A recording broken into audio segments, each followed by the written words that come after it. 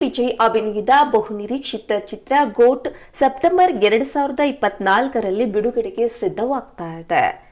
Hit maker Venkat ಪ್ರಭು ನಿರ್ದೇಶನದ ಈ ಚಿತ್ರವು ಇಲ್ಲಿಯವರೆಗೂ ಬಿಡುಗಡೆಯಾಗಿರುವ ತನ್ನ ಅಧಿಕೃತ ಪ್ರಚಾರ ವಿಡಿಯೋಗಳು ಮತ್ತು ಹಾಡುಗಳಿಂದ ಸಿನಿ ಪ್ರೇಕ್ಷಕರ ಗಮನವನ್ನ ಸೆಳೀತಾ ಇದೆ.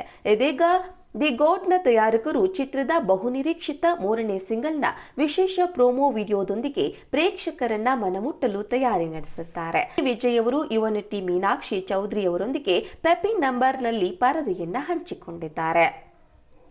ದಿ ಗೋಟ್ನ ತಯಾರಕರು ಚಿತ್ರದ 3ನೇ ಸಿಂಗಲ್ನ ವಿಶೇಷ ನೋಟವನ್ನು ಹಂಚಿಕೊಂಡಿದ್ದಾರೆ. ಇದಕ್ಕೆ ಸ್ಪಾರ್ಕ್ ಎಂದು ಶೀರ್ಷಿಕೆಯನ್ನು ನೀಡಲಾಗಿದೆ.